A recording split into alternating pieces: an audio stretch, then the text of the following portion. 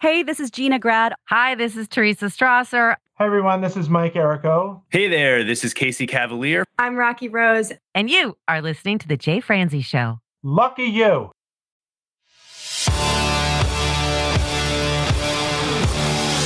Welcome to The Jay Franze Show. A behind-the-curtain look at the entertainment industry with insights you can't pay for and stories you've never heard. Now, here's your host, Jay Franze.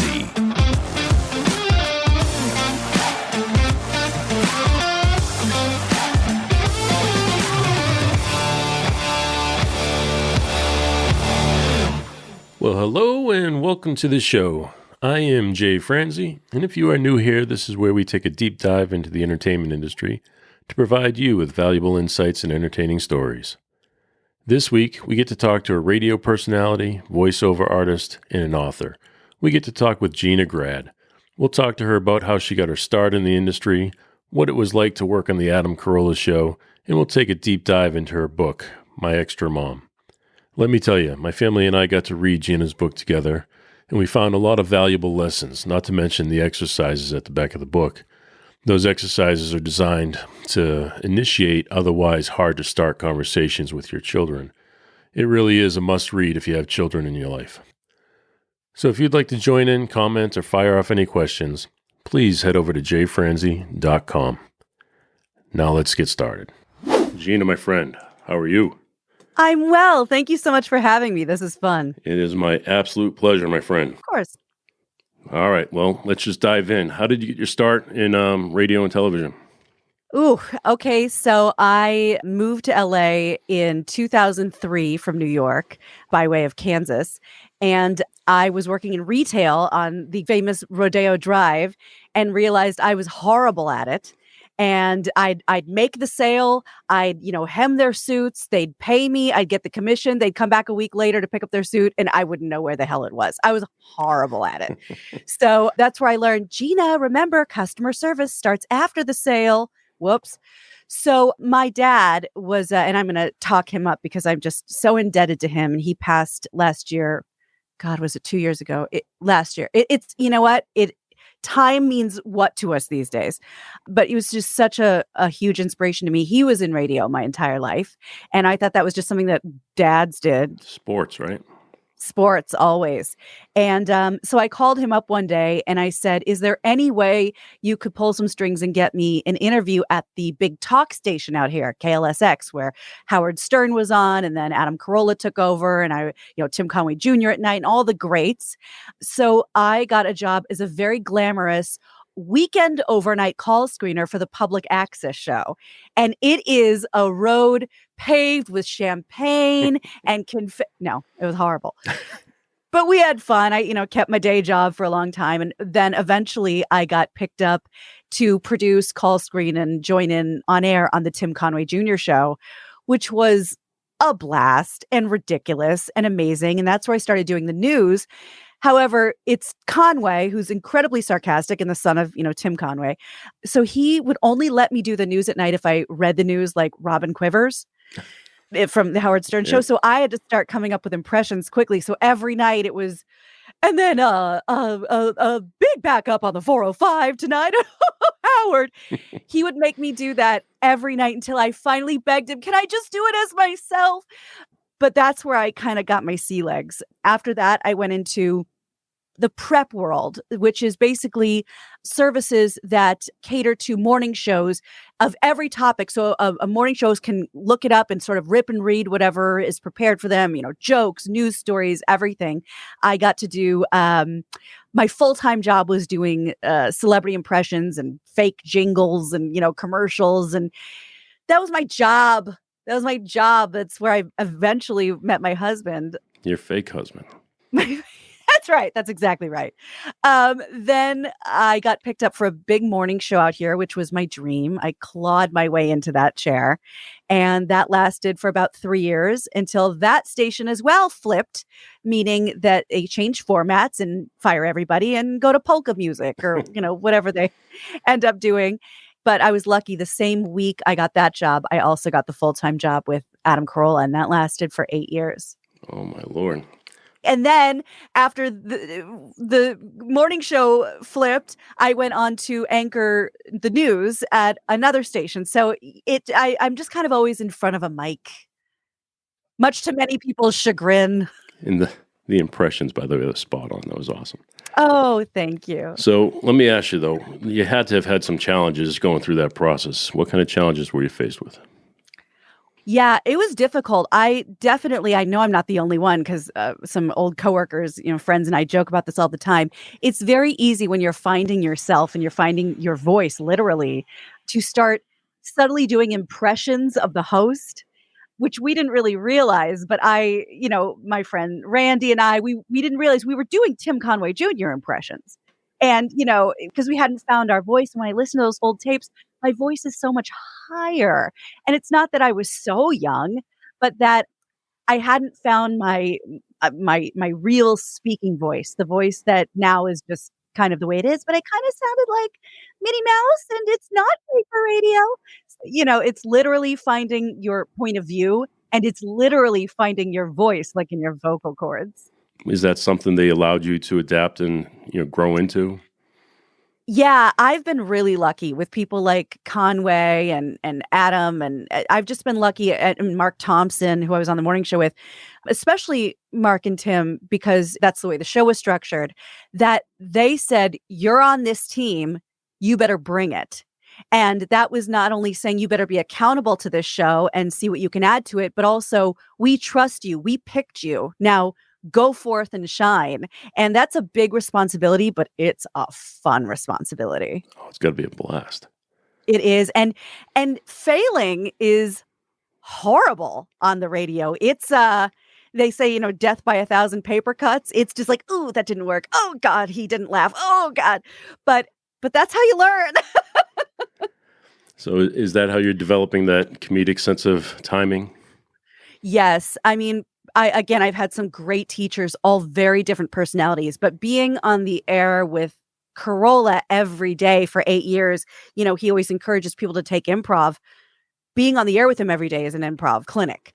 So I'm asked all the time, and I guess it's a big compliment, how much heads up were you given before bits or before improv? And I go, heads up? Heads up. You've seen his prep, right? It's an empty piece of paper. There's nothing on it.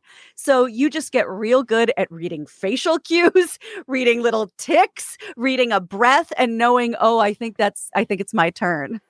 Well, I love the fact on his show, particularly when you were doing the news, you could tell the chemistry between the two of you, and you can tell the cues when he's ready to wrap it up. I mean, other than just saying, bring it home. I mean, you could tell he's getting ready to wrap things up, and you seem to have that chemistry. Is that chemistry real? That's a great question. Nobody's ever asked me that.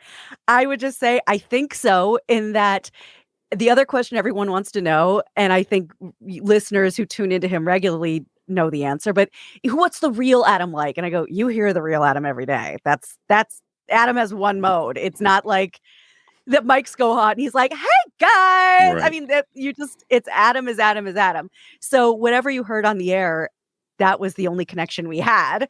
And this is a man who not only, do I have a great amount of respect for, but he gave like the toast at my wedding. My father had passed away, and Adam was a big part of my life, and he gave this beautiful, hilarious roast at my wedding. And it's just like, this is a person that, I deeply care for, even if we don't always agree on everything. Yeah, I can't imagine him being any differently off camera or off mic. I'll give you an example that just popped into my head. I'll never forget. We used to go on the road all the time. And this is when I was also doing the morning show at 4:30 in the morning. So I would get back, take, a red eye Sunday and just take the car from LAX right to my seat. It was rough. But I'll never forget, we were doing a show, I think in Vancouver, and I had been, dieting, and I had been doing all this stuff. And Mike August, who always traveled with us, his sort of partner in crime, right before we went on, Adam said something like, August, noticed you've been losing some weight. And I was like, oh, thank you. Yes, I've been working really hard. Yeah, thanks. He's like, no, I didn't notice. August noticed. So doesn't that sound like something you'd hear with the mics on? No, absolutely. Okay, so that's the mode I'm talking about. So when you're talking about going on the road, were you actually doing stand-up as well? No, we traveled. I mean, everywhere, Canada, all over the United States. And I think the structure was usually Brian and I in the green room. Adam would go out, do 10, 15 minutes, bring us out. We would do the whole show, the rest of the show together. And then sometimes he would dismiss us and then do his own stand-up. Mike Dawson, who is the sort of the gravelly Sam Elliott voice of the show, he's been doing stand-up for him. But I tried stand-up when I first moved here, and people don't get this, man. And I don't blame them because they have no reason to. I'm very shy. Having a beautiful one-on-one conversation with you is great. Standing up and, being the auctioneer at a gala, I have no interest in. So that's not really where I shine, though I've been encouraged to try again. So we'll see. I enjoy stand-up, and I've done it over the years, but not at any levels, open mics here and there. I just enjoy doing it. But you enjoy it. See, Yes. I didn't enjoy it. I was scared the whole time. Were you going off the cuff? Were you writing in advance? At first, it was off the cuff. It started because I was teaching at a college, and I would just get up and try to get my students' attention. That's great. So was the way I was trying to do it.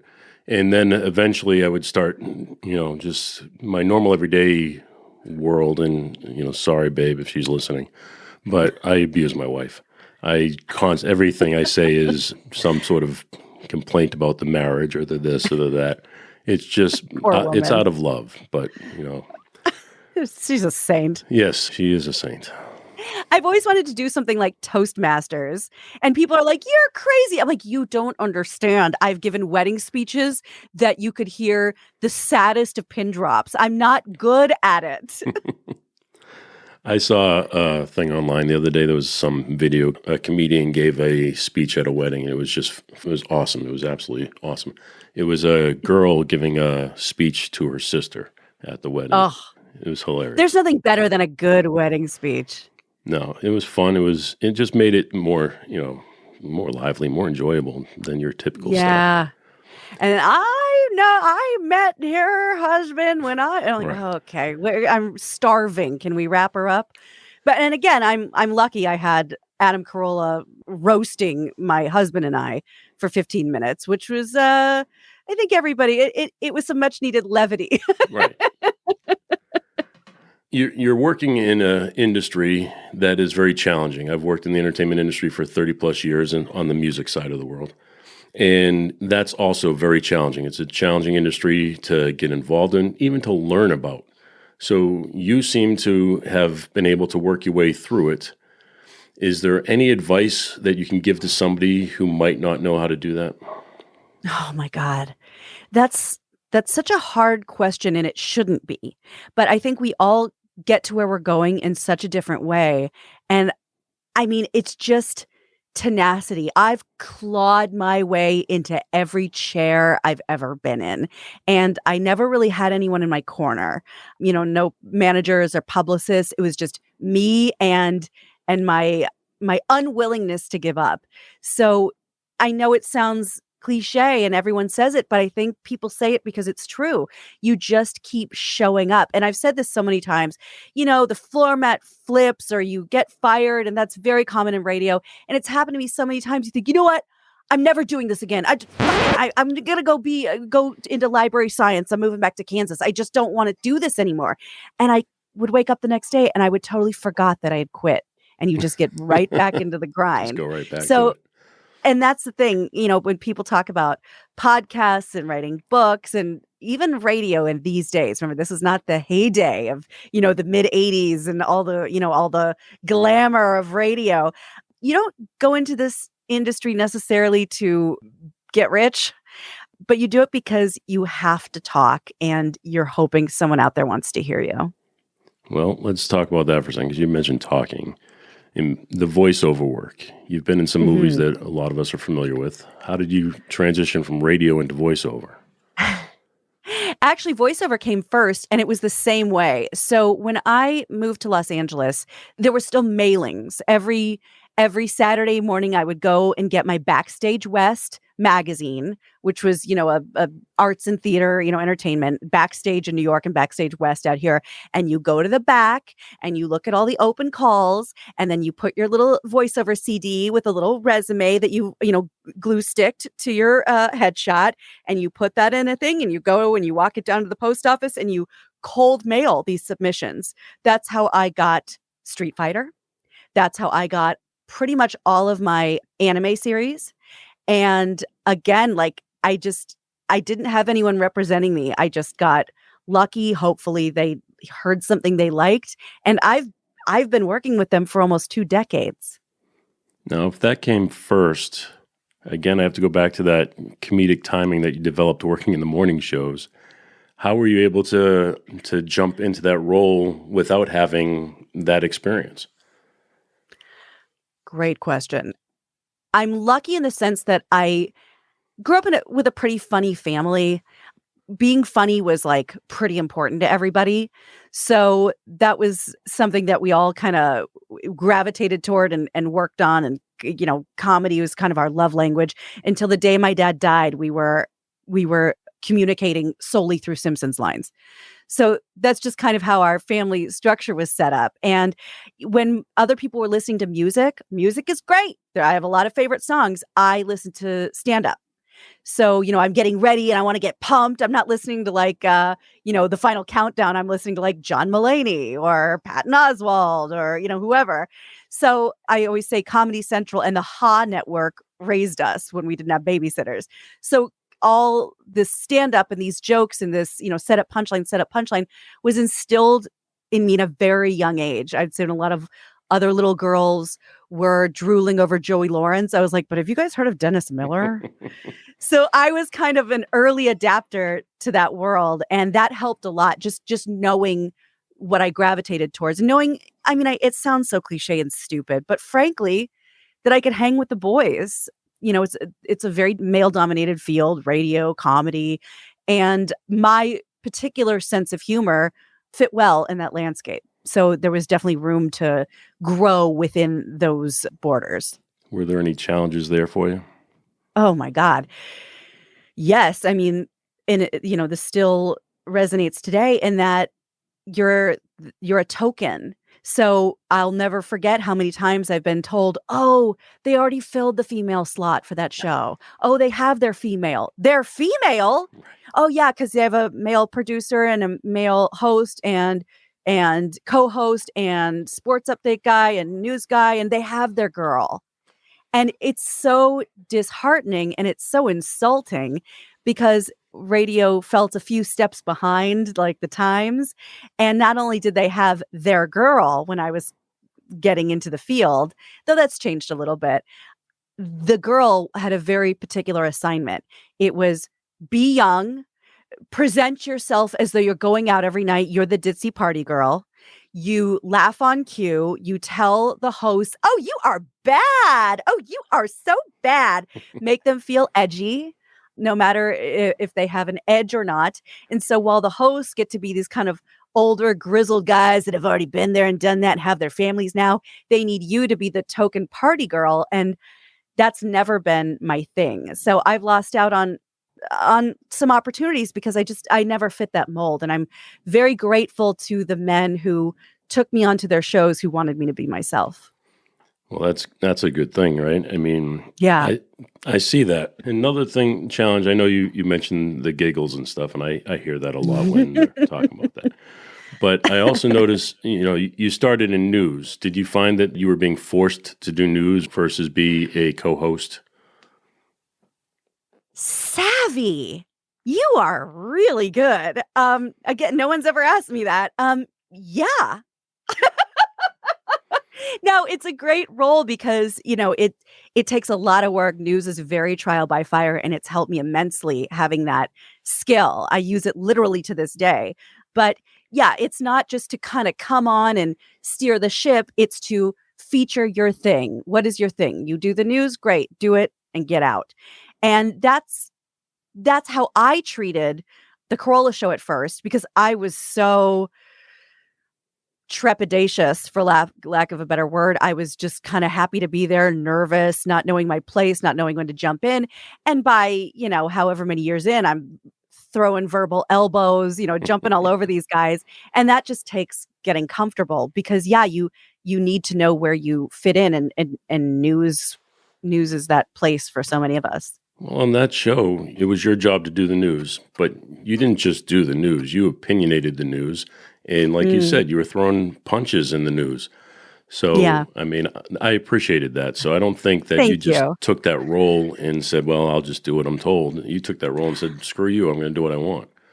Thank you. I appreciate that. And I had to really put myself in a box because I was literally doing that show where it's just opinion and jokes and but I think this and then going right to a real news station where you better leave your opinion out of it and you just the facts, ma'am. So I would really have to leave that part of my brain behind because that's very important.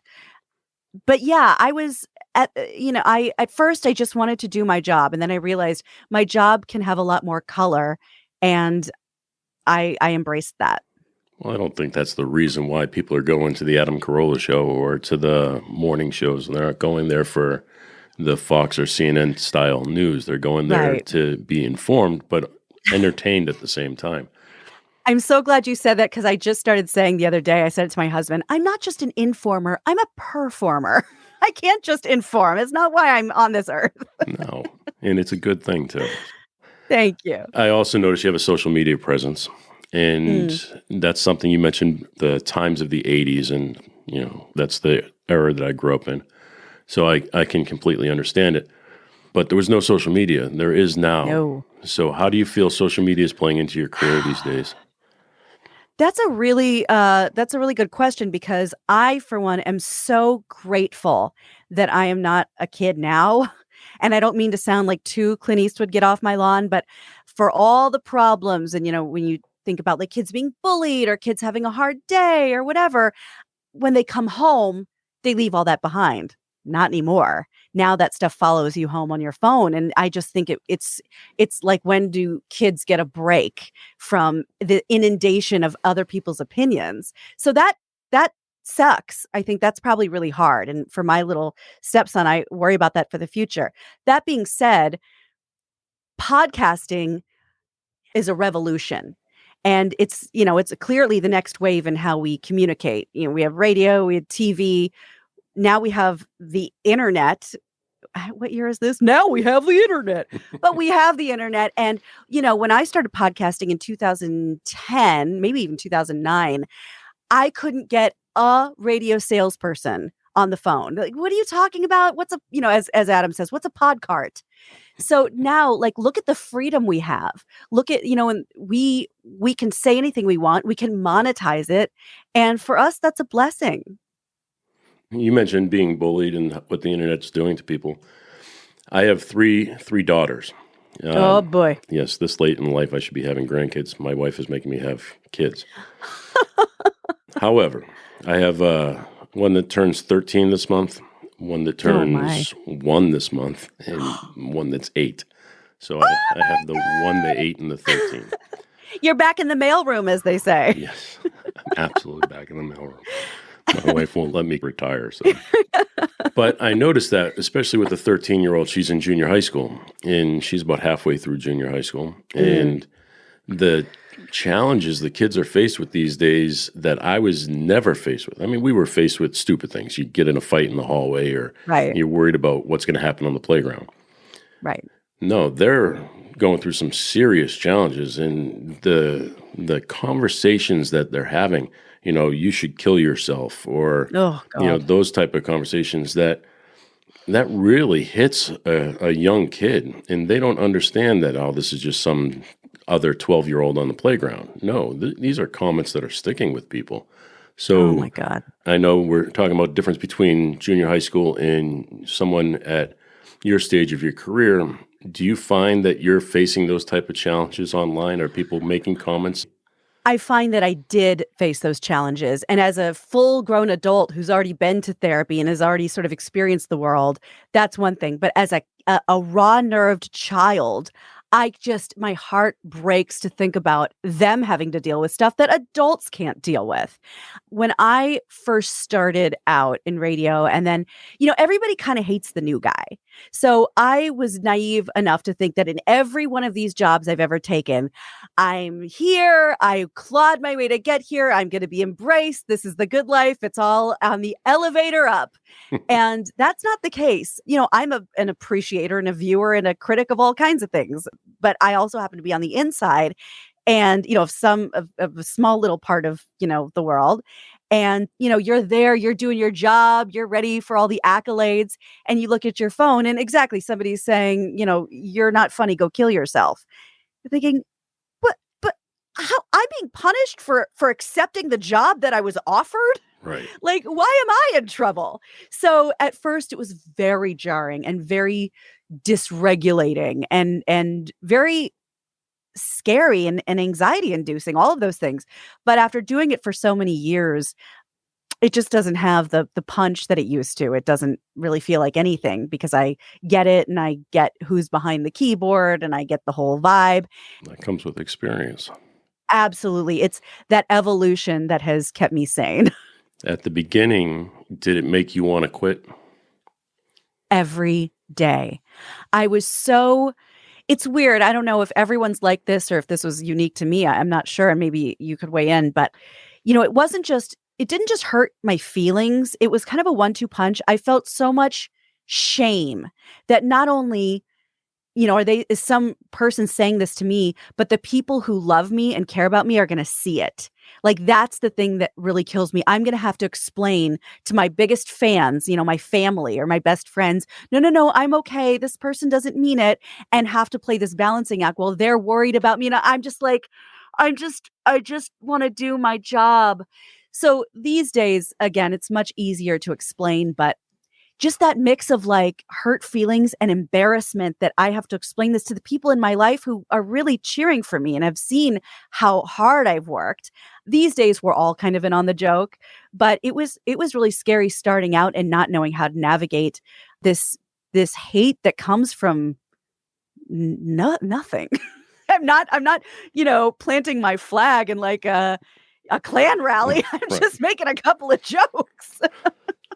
Did you get any mentorship from Adam through this process? Oh, yeah. And he's much more divisive, or as he would say, divisive than I ever could be. But yeah, he is the king of not taking things personally. So, and as I said, I've always had, for just circumstantially, whether they just weren't there, I didn't see any. I just always had male role models. That was the industry I was in. Very few women to really, follow their career and sort of do what they're doing and mirror what they're doing. But yeah, the men that I've sort of saddled as my mentors don't really suffer fools. So it's very good to emulate their behavior. It kind of keeps you on the straight and narrow in terms of like not losing your shit on people. My wife and I are always talking about that. It's like we raise the kids to be leaders, not followers. And we raise the kids to have a mind of their own and think on their own. When we think that's happening, then one will come home from school and they'll be down. And when we ask why, oh, Susie Q said this, or, Johnny did this. And it's like, really? And then we have to work through that problem. So no matter how much you think you're doing and you're getting it right, there's always going to be a challenge around the corner. Absolutely. And I love that you said that, because what my mother-in-law says, and she's a teacher, is, are you going to be a bystander or an upstander? And she says that to my stepson all the time. And I love that. That's another thing. There's always room to stick up for other people. And, don't you love, like, the cliche of the super, super popular guy in school who's literally friends with everyone and like helps the underdog and, plays football. And I just think that's the person that we all need to be, is the one that is so above all of the drama that you can be friends with everyone. And that's what makes you look, when people go, oh, they just lit up a room when they walked in. That's why. I made my daughter watch Grease with me last night. Yes! so over the top. I didn't remember it being so over the top. And some of the conversations that came out of watching that movie, and turning 13 years old, the insight she had from watching that movie was fabulous. It was awesome. Does she want to be a pink lady now? No. She Okay, thought good. everybody in the movie, she says, this is ridiculous. She goes, nobody talks like this. And everyone in that movie was, 35 playing a Right. 16-year-old. Well, she noticed that. And she's like, So great. she goes, she's so much older than he is. I'm like, how do you even notice that? You know? Dad, who's stalkered Channing? Right. All right. Well, I don't want to leave without talking about your book, and I'd like to take a pretty deep look into your book here. Please. It's a children's book, and I had the opportunity to read it with my family. There it is. Oh, how awesome. I'm holding it up. You are here. Well, I'll tell you what. Why don't we do it like this? Oh, even better. That way we don't have to cover your face. That's so awesome that you have it and that you've looked at it. And I'd love your thoughts. I'd love to hear it. We read the book together, and we sat there, and it doesn't apply directly to our family. Right. However, we got a lot of lessons out of it. And the thing that I enjoyed the most is the end of your book is broken into what I call exercises. But Yes. it gives you questions and things to talk about and answer with each other. So whose idea was it to put that at the end of the book? All me, baby. The whole book came from the things that we literally do in this house, that I do with my stepson. I was going to add them, but it just didn't work with the aesthetic. But every picture in this book has an actual real life picture that my illustrator worked off of. So this is like very, very personal. And sitting at the dinner table, and nobody knows this better than a dad of 3 girls. What'd you do today? I don't know. How was school? I forgot. I mean, it's just grueling. So instead, wouldn't you rather debate your children on what would be better, hands where your feet are or feet where your hands are? I mean, these are the kind of things that gets kids' brain juices That's flowing. My 8-year-old for sure. And it's just it gives them some kind of control over the conversation, and it's fun. And that's what we do here. We make up these silly games and challenges. And at the end, when everyone's nice and relaxed, I certainly wouldn't put it at the front. I have the go deeper questions that I think are important for everyone, but it's particularly important. I mean, I'm biased, but for our step family, going what do you wish your stepmom knew about you? And what makes you really mad? And what do you do when you're mad? And what do you, and these questions that really break down the walls quicker, I think, than just waiting for the perfect opportunity, which, perfect opportunities never come. No, they definitely do not come. Yeah. Now, you're a stepmom. Mm-hmm. So the challenges you're faced with parenthood in general is challenging, but being a stepmom has got to be, in my opinion, more challenging. So at what age were you brought into your son's life? He was about 2.5. Okay, so it was really early. Yeah, he was a teenager, and he was spirited. So I was, I'm kind of afraid of kids. You and me both. I get it. Any middle school teacher, I'm like, what are you doing? They're so mean. What? Don't go in there. And so I'm afraid because kids are honest. Little kids don't know what nuance is. They'll just tell you you're ugly, or they tell you your joke isn't funny. And that's really scary. Oh, yeah. So I'll never forget the day that we had the furniture movers moving stuff into the house, and he's sitting outside in his little stroller and looking at everything. And then he saw my stuff come in. And he looked at me, just tried to put it together. And I was like, oh my God. I'm so scared that he's going to say I don't want you to live with us, or what are you doing here? I was scared, and that didn't happen, but it was scary. So I looked for books like the one I wrote, and I couldn't find one. So I wrote it. That's how it typically works, right? You look for something that you want, and when you can't find it, you create it, which is fantastic. So what was that process like? I felt, this might seem kind of, I don't know, cliche to say this. I don't have another way to say it. I felt very called to write it. It had been in me for a while, and it was finally time to just get it done. So I just would start making notes what does it mean to have an extra parent? What is the extra benefit? And that's the whole point of the book. That's why it's called My Extra Mom. What is good about being extra? And so I just started writing things down, and I had, a list of 100 things, and I'd have to call the list and call the list. And because it only came down to, maybe a dozen examples, and just refining them and figuring out which ones were the most universally understood, which ones were the most important. And it was a process. And then once we nailed that down, my illustrator got to work. And because they're all hand drawn, I mean, it took forever and ever to get this done. And I don't blame her. I'll just hold up a picture if you'd like to see. I mean, her stuff is very like, oh, there we go. Very like throwback, mid-century retro. And I just love that. Like, one of my favorite pictures is me having him on my shoulders at the zoo. And I have that picture. It just came up on Facebook the other day of, this is how we roll in our house. And something that most people don't notice, so I like to point it out. I think it's kind of fun. At the very beginning, you probably noticed the introduction was a note to the grownups. Yes. Do you happen to remember, and it's okay if you don't, did you notice the font was kind of hard to read? Yes. Matter of fact. Okay. You know what?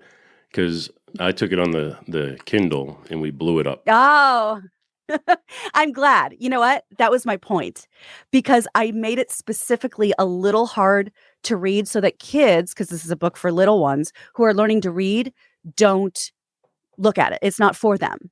So I made it an italicized and it looks a little cursive-y, because this is for like, hey, between you and me, the adults, this is why I did this. Now give it to the kid and show them the pictures, and I hope they love it. So I really did. I did my best to sort of sneakily talk to everybody in this book, because that's the conversation I would want to have. I'd want to have a side conversation with the parents, and I'd want to have a really fun, gentle, welcoming conversation with the kid. No, it was perfect. I loved the way it was put together. And you talk about the illustrations, which were also great. Did you pick out the illustrator? She picked out me. She's one of my best friends. Lindsay Parker is an artist, and she's a big muckety-muck art director at a very fancy school here in LA. And she's also an author and an illustrator. And so she said, I'm in. I was like, I didn't ask you anything. She goes, I don't care. Tough. So she's one of my best friends, and we got to do it together, which was awesome. And there's going to be more, and we're excited about that. So it's going to be a series. Yes. That's fantastic. And people ask, well, what about foster kids and what about dads? And I go, yes to all of it. But can I just put my story out first? Can we just hold on? I needed to get the thing that I know best out. And then there's plenty of room for everyone. And in fact, I said, because one of my best friends is a foster to adopt parent. And I said, there's some really great books for kids on that. There ain't any books on stepmoms. And if they are, they're about not letting them go to the ball and losing a shoe and getting a glass slipper. And they're about banishing them from the kingdom and locking them in towers, and they grow their hair super long. So they can escape. Exactly. There's not a lot of stories about stepmoms that put us in a light that isn't quote unquote evil or wicked. And I'm hoping to change that a little bit. I mean, we're just, the cross section of humanity is, I think, decent. And we're just normal people who want to, add to a family already in progress. Nobody's trying to hurt anybody. You mentioned your story. What was your family dynamic like growing up? My parents were divorced when I was the awesome age of like 12, where everything's great. I'm hot. I know myself really well. I don't have buck teeth. It was a really tough time to deal with something like that. And my parents ended up being best friends. I mean, when my mom would come to LA, she'd stay at my dad's house. We became one big happy family much later, after they had separated for years. So that's the key. I should get divorced. Yeah. And wait. And then just play the waiting game. There you go. But it was a bit of a tumultuous growing up period for, we had our fun, but we had our tough times. And from what I remember, I don't know if you're an 80s, 90s baby, but this stuff was not talked about. No, we're going to go with 80s and 90s for you. Yes, thank you. This was a very taboo subject. I remember saying to my mom when my parents got divorced, what am I going to tell people? And she's like, I don't know. Tell him he's on a work trip. I mean, you did not discuss this. It was very shameful, at least in the Midwest. But I can imagine it was probably, we all felt that. Now, all bets are off. Everybody's great. And I'm jealous. What a wonderful time in that sense to grow up. ADD testing, I had to be locked in a room for 2 days. Now you could take a quiz on an app. Oh, yeah. Now it's It's part a of different school. world. It's a different world. And I think in many ways for the better that it's just, like adoption and divorce and all these different ways to put a family together are not taboo subjects. It just is. They're just different dynamics of families. And not only can we talk about them, but I hope we can celebrate my family's family dynamic. We try our best and there's a lot of love here. And it just came about in a little different way. So how old's your son now? Almost 8. I would say 7, but he's very adamant that I tell you he's 7 3/4. Well, yeah, that makes sense. And 8's my favorite number, so that's perfect. Oh, good. So how's the relationship now? It's good. He's such a good kid. I don't have any other experience because he's my only little guy in the house. But nope, I'm good. I'm all full up. Thank you. $20, they're yours. I say you got 3 to spare. Yeah, he's enough. He's a handful. He's a mazik, as my Jewish people say. It's good. He's a great kid. We have a great dynamic. Again, when we started this, it was bumpy. I mean, we were dealing with a toddler.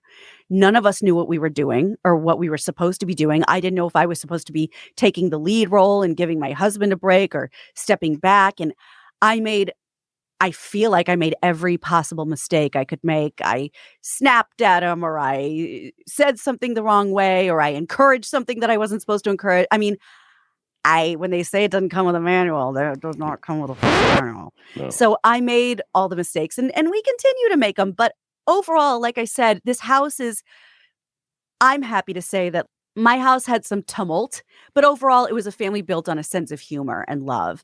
And this house is not perfect, but it feels pretty close. It's a lot of joking, a lot of laughing. I think that my husband and I are modeling a really nice relationship for this little guy to come home to. And, I think we're doing our best, and our best is like working. So does your husband face any challenges with all this? Sure. I mean, he's still, my stepson has a mother, and so we have shared custody, and, there's just things to navigate with that. And then we're dealing with like a sassy, spirited child. I mean, it's not perfect. This is a kid who, like, he could jump into a Super Mario Brothers game and make his way out just fine, fighting Bowser and winning Princess Peach, no problem. Does he find himself being a referee, I guess, is more of what I'm asking. No. And I'll tell you why. I mean, maybe he might answer that differently because he's very smooth at what he does. But we agreed early on, and we don't have 100% record at this, but we agreed early on that we would always present a united front. That would give me credibility. That would give him someone who's backing him up. So even if we may disagree with each other, this child will never play one of us off of the other. So in that respect, we started that early and often. And I'd like to think that made a really big difference. Now, will one of us try and curry favor with a child sometime and be like, come here, I'll give you the candy. Just Of course. But when it comes to the stuff that really matters, I would think perhaps you and your wife have something similar. So they're not always trying to play you guys off of each other. No, the kids know better. Exactly. They know who to go to ask for what they want, but they know that we're on the same page. Exactly. And you don't seem like a dad I would... I don't seem like a dad. No, full stop. That I would spend a lot of my time challenging. I feel like what you say probably goes most of the time. It's more of what the wife says. I mean, even for me, I'm scared of her too. But no, I mean, I think the wife and I are very similar in personalities as well. I mean, we're very similar, and we have our rules and the things that we want, but our kids are... So far, I can't complain. I mean, cannot complain. The 1-year-old, she still doesn't know much yet. But the others, does the 8-year-old really look up to the 13-year-old? She does. Is that her idol? The 8-year-old is, talk about 2 totally different personalities. She is a spitfire like nobody's business. She's the one coming up to me every day with a new joke or a new trick or this or that. I mean, and you can tell her, hey, stop or be quiet or let's try and do this. And there's no telling her what to do. She'll just do whatever she wants. And that's it. Yeah, have fun with that. Does she grind you? Oh, the It's just, 8-year-old knows it. She's like, but what "All about, right, no, but which wait, but buttons I to want, push?" of Yeah. course. And then you have a more, for lack of a better word, obedient 12-year-old. She is fantastic as well. Oh, She's great. She's got her own set of challenges. I mean, going of through course. middle school, she's got challenges she has to deal with. So, but they're both very good. They're both in activities. The 12-year-old is into cheerleading, and she's part of the drama club, but she's not part of drama. She actually does the makeup. She ever Oh, since she nice. was real little, she did all the scary makeup and stuff. So they Love took her into that that. program much earlier than they would normally take somebody. So that was exciting. That is cool. And then the 8-year-old is our dancing queen. She all different types of dance, but hip hop primarily. And she's just fun. Every day we get to sit down for a new routine. Oh my God. Don't you love that? I mean, we get that too. After the shower, before bed, he always puts on a show for us. Yeah. And that's like the highlight of his day. Yep. And she'll say, "Oh, I just got to show you this one Yes! routine, this one move." And then it's Just great. this one time. And so then it's next, she's yelling to the lady in the tube, "Play this song." And then as soon as it's over, "All right, now play it." It's like, "Wait, what do you mean play another one?" She's like, "There's 4 sets to this." Oh my God. Okay. Can I give you a little trick that may help you, that I don't know where I came up with it, but it made a big difference? Now, it may work for you. It may not. We have the same problem. It's bedtime. No. Just one more. What I came up with is to make it a big deal. Okay, it's time for the big finish. Wrap it up. 10 seconds. You got the big finish right now. 10 seconds for the big finish. And then they put all their energy and then they just wipe themselves out. There you go. That's awesome. Yeah. All right, we're approaching the end, but I don't want to let you go without asking you a question. We do this thing called Unsung Heroes. And I'd like to know, do you have anybody in your life that works behind the scenes that you owe a little bit of credit to and would like to shine a spotlight on? My husband.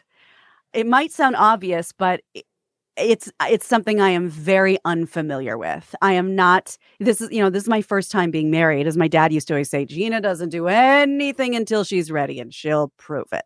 So I've never had a partner that I was in it for the long haul with, but also that really felt invested in what I do. There was always in every long-term relationship I've had, and I've had a lot of them, always friction or always something that I was sort of keeping to myself and sort of something that I was trying to protect, a project or a thought.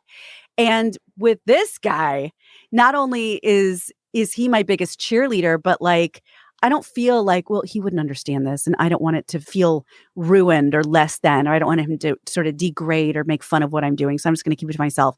This is a person that is there for me, that is open and excited and always tells me how proud of me he is, which, a lot of us do not have. And we just had a shipment on the table. I go, "What is it?" He goes, "Don't open it." And he took it and he opened it, and it was my book. I could have given him one. I have one in the other room. But he's like, no. I wanted to buy it like everybody else. I mean, that is not something I've ever experienced. And I'm lucky that he allowed me to parent the way that I have and have the relationship I have with my stepson, and then be my cheerleader, which again might seem obvious to some people, but it was not obvious to me. That is awesome. I love it. Miss Gina, my friend, I cannot thank you enough for joining me tonight. Oh, it has been an my absolute pleasure. Do you have any Thank final you. words you'd like to leave us with? Yes, thank you. The book will be available at major retailers soon enough, but right now, as you can see, on Amazon, and it's hardcover, paperback, and Kindle. And if you buy it, I would really appreciate a nice review because I'm a one-woman show. And frankly, if you support the idea of this project, I would appreciate a nice review because I'm a one-woman show.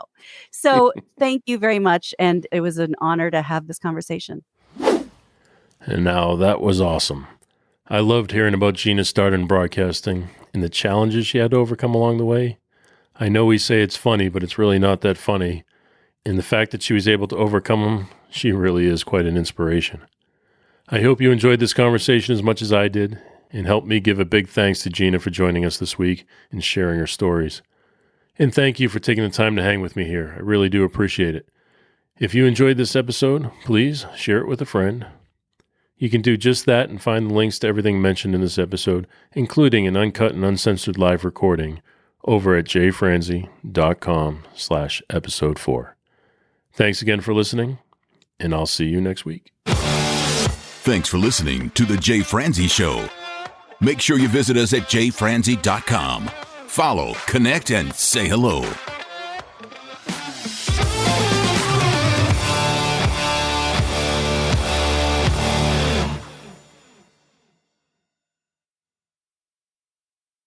This episode has been brought to you by VR Knives, your source for 100% custom knives made by a true rock star. So, if you're in the market for a new piece of art, reach out to VR Knives. 407-421-5528. 407-421-5528.